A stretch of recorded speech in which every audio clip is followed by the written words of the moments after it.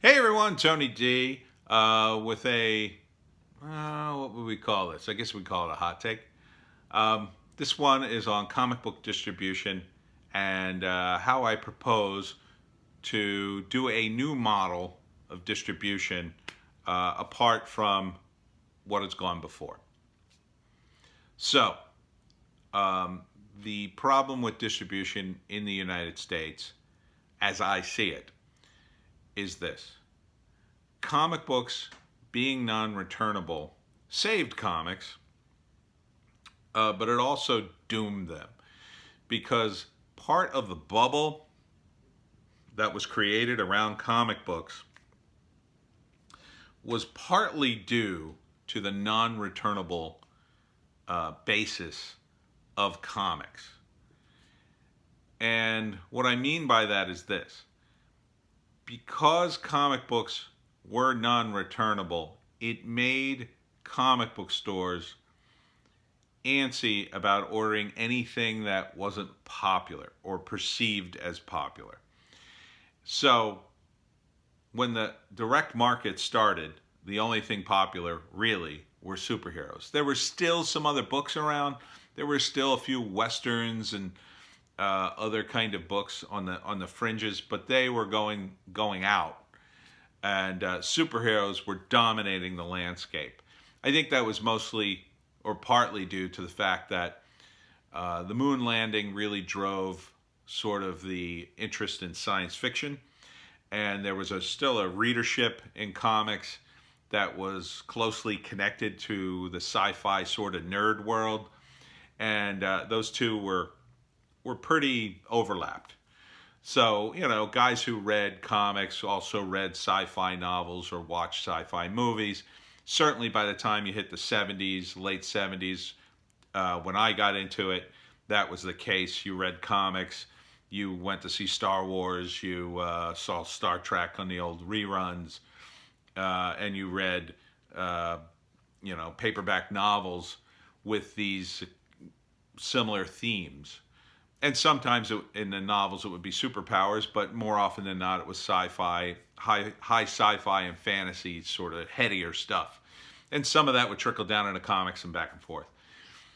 But I think what developed after a time was the same thing that sort of developed with these major studios.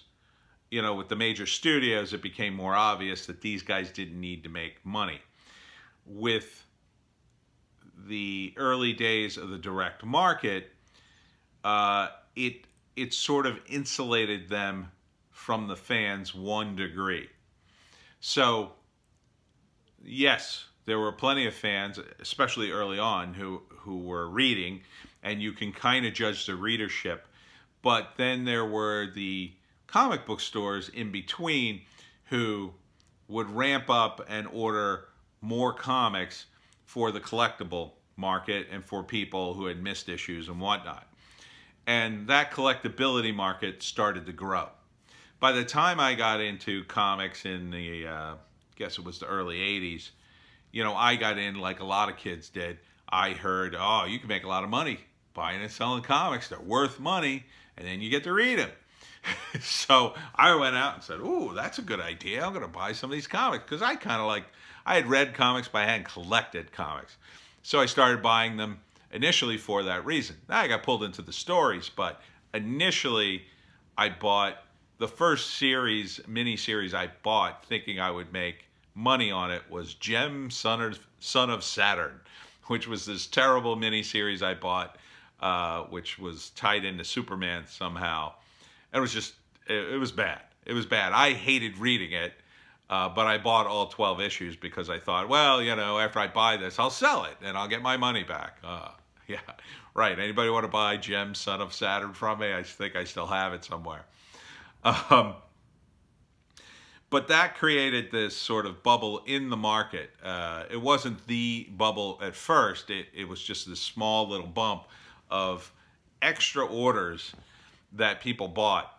And as the years grinded on, in order to make more money, the publishers began to get on board with that and decided to exploit that sort of as a way to sell more stuff. And it all peaked in the early 90s, in 92, with the death of Superman. By that point, comic book companies were into this whole collectible, variant covers and all this nonsense, all these gimmicky things, restarting comics at one, which was a bump in sales.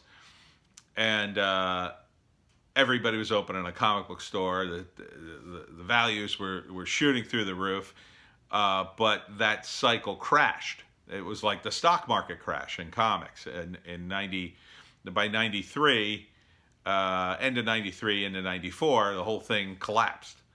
And prior to 94, you couldn't convince anybody comics were worth much, or prior to 92, I should say.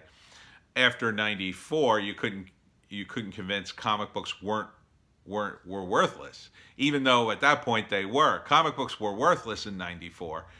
A lot of them were, because the prices were just plummeting, and the new comics had been overprinted to a ridiculous degree, and there was all this extra merchandise. They were trading cards and T-shirts, all that kind of stuff. It had just flooded the stores, and it drove away the readership. It drove away a lot of the guys who had followed the stories, and the stories were hurt by them. Although the stories were still better then than they are now, quite frankly.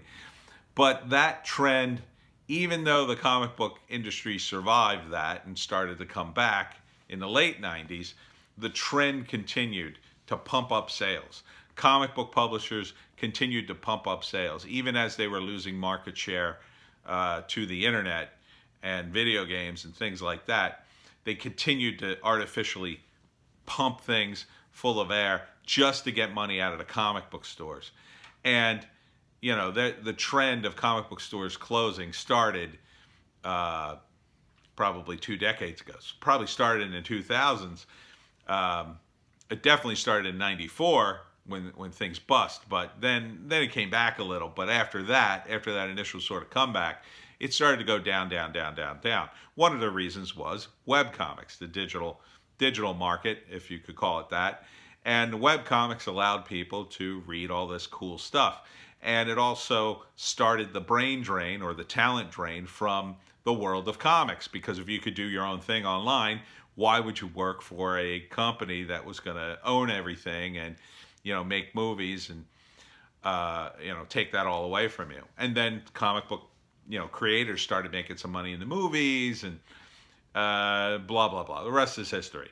So looking into the future, what we can see is a future that, first off, comic book movies are going to eventually peter out. This may be a good opportunity for Hollywood to bail on them. They can blame everything on the virus and go on to the next thing. Tiger King is a major, major hit. Hollywood's going to be looking to that to model their next 10 years of product on. If Tiger King is what people want, then that's what we want to do. We could be going back into another era of insane reality programming. We find some insane guy who's wasting his money and doing all sorts of crazy things, and we film him for 6 months and do another reality show or docu-series or whatever you want to call the Tiger King. I watched it. It was pretty good. It was pretty good. Sad. But, man, it just gets crazier and crazier every episode. But in the world of comics, we have to think outside the box. So I think digital is going to be a major player in this. Obviously, digital is a major player in the crowdfunding, and I think crowdfunding is going to play a part. But we need something that's going to be weekly, monthly, if not daily. And that's sort of gone, and we need to sort of bring that back. There was a great page, it was like a variation on Pinterest, where a guy, what he would do is he had it rigged. The code was such that the entire page would come up with one panel from every webcomic who joined the site. And I joined it too for the Webcomic Factory. And what you could do then is click, and you go to the site, read the comic, and then you could click back and go back to the page, and you could read all these crazy comics, and it was a little like the Sunday Funnies. It was a really great model. I guess he wasn't making any money on it, but if I could take over that site and buy the code and make some adjustments, put some ads on it, I would totally do that. I would absolutely do that in a heartbeat. I think that was a good model for web comics. For print comics, I think it has to be a combination of digital and web.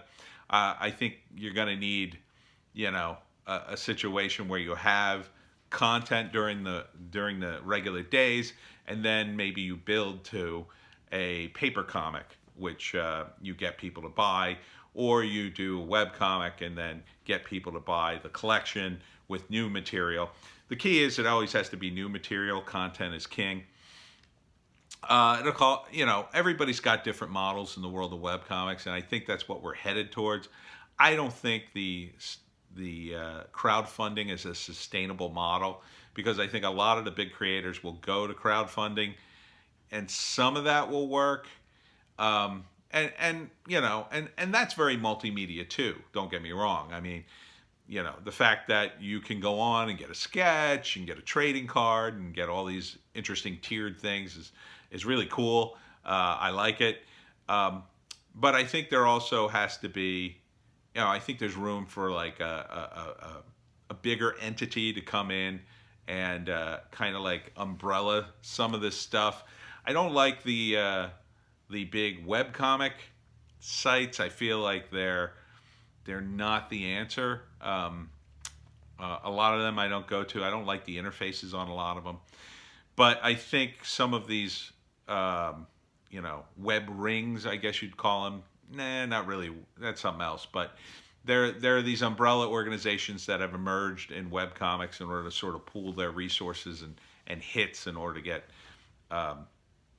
ad revenue. I think that's a viable solution, assuming we can get Google back to the way it was and have something that was more realistic in terms of the hits. I really do think Google is truncating all the hits and trying to game the system in a very bad way. I just noticed it in my own hits. I just watched one day, the hits just went, and all my hits from the previous 2 years had been removed. Like somebody cut the top off my hits, like by 300, 400 hits. And I think that had a lot to do with the algorithm at Google, which is why I don't trust Google Analytics anymore. I trust things more like the WordPress analytics, where I get way more hits looking at the WordPress stuff. And then I look at Google Analytics and it's like nothing. So, the future is digital. I think a comic book company can be run.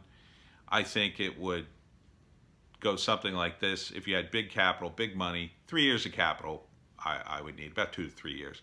And the way I would launch it, I would launch, if it was a completely new comic book company with new characters, I would launch an anthology series. I would start with that. I would push that hard. I would, launch like a heavy metal type magazine that would be a lot of stuff in it.